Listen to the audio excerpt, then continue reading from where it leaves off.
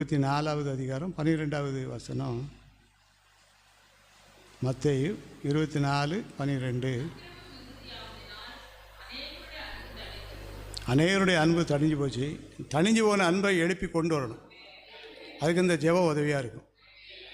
அநேகருடைய அன்பு தணிஞ்சு போகுன்றிருக்கு. அதே மாதிரி எல்லா பக்கங்களையும் பார்க்கும்போது ஓரளவுக்கு தான் இப்போ அன்பு இருக்குது.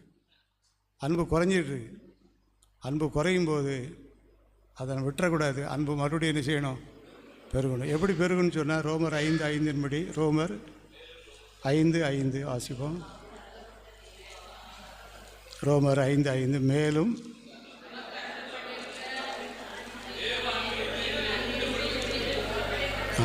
நமக்கு அருளப்பட்ட பரிசுத்த ஆவி ஊற்றப்படும் போது அந்த தணிஞ்சு போன அன்பு என்ன செஞ்சிடும்?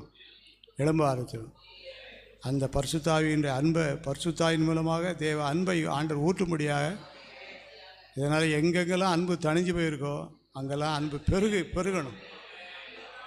அது நிச்சயமாக நடக்கும். அன்பு தணிஞ்சு போன ஒரு காலம் தனியை விட்டுறக்கூடாது. போராடி நம்ம ஜெபமணி பரிசுத்தாவியக்காக ஜெபமணி அந்த அன்பின் ஆவியை எல்லாருக்குள்ளே ஊற்றும் ஆண்டவர். எல்லோரும் ஜெபமணுமா? எல்லோரும் ஜெபமணுமா? எல்லோரும் ஜெபமணுங்க. அன்பு தணிஞ்சு போச்சு.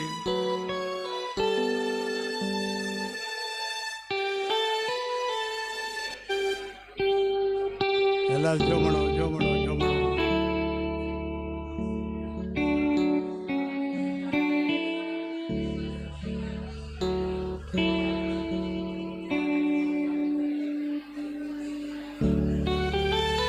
அன்பை கூட்டி வழங்குங்கள்.